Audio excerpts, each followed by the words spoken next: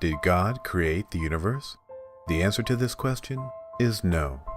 And using the law of non-contradiction, as well as the law of conservation of matter and energy, I will demonstrate why the idea of a God creating the universe is a logical impossibility. Before we proceed, we must first establish the fact that God cannot violate the laws of logic. However, this should not be too difficult, as I have yet to meet a believer in God that claims otherwise. For example, try asking a believer if God can create a square circle. This question puts them in a difficult position.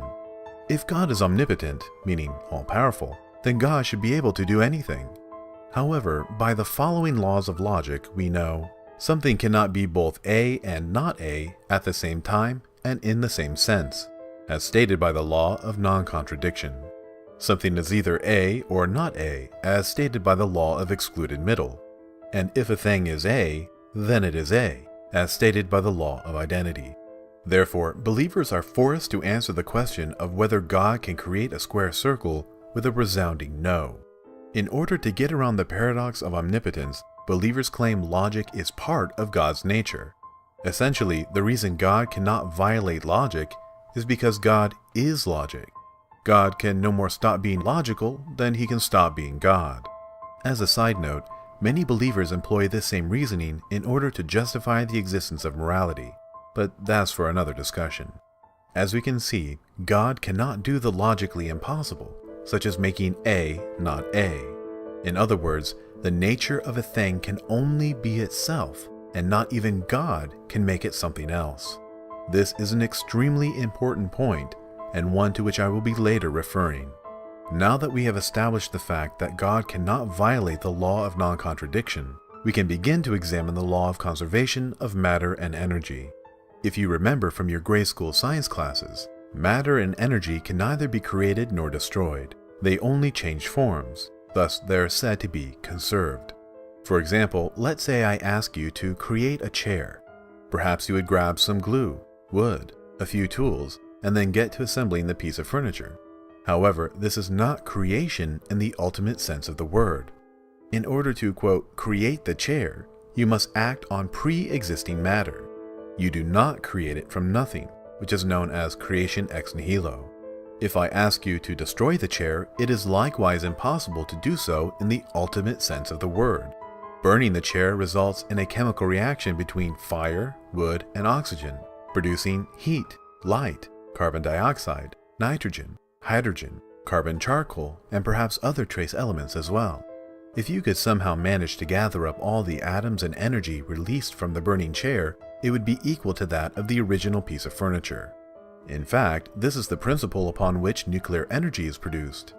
Splitting the atom doesn't destroy it, it's only converted, according to Einstein's famous equation. The law of conservation is a well-established scientific principle, and one that's really not up for debate. However, even if someone were to challenge this law, my following argument still remains valid, and I will demonstrate why a little bit later in this video. So for now, let's take the conservation of matter and energy as being a fact. As we can see, the law of conservation is a property of the universe. In other words, this law defines how the universe behaves, which is another name for the universe's nature. And by logic, this nature cannot be violated. In much the same way, the definition of what makes a square, or a circle, cannot be violated. A square is an object with 4 equal sides that form right angles. In contrast, a circle is a round object whose circumference consists of points equidistant from the center. Anything that does not adhere to the definition of a square or a circle cannot be called so. The nature of a square, a circle, a human, and even a universe can never be anything other than what they are.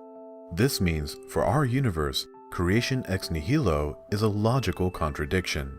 The conservation of matter and energy is a property of the universe's nature, and to violate this nature would be to violate the law of non-contradiction, to make the nature of the universe something other than what it is. But as we've agreed, God cannot do the logically impossible, like creating square circles. A universe where matter and energy are conserved cannot be created from nothing, for that would serve to make A not A, which is a logical contradiction. This means the universe has always existed in one form or another. God cannot be responsible for creating the universe because the universe was never created. But perhaps some believers may challenge the law of conservation, claiming it is possible for matter and energy to come into existence from nothing. In fact, there might even be evidence to suggest quantum fluctuations are able to cause subatomic particles to momentarily come into existence in the vacuum of space. Therefore, it may be possible to violate the conservation of matter and energy. But if it is indeed possible for matter and energy to spring into existence from nothing without any cause, then where does that leave God?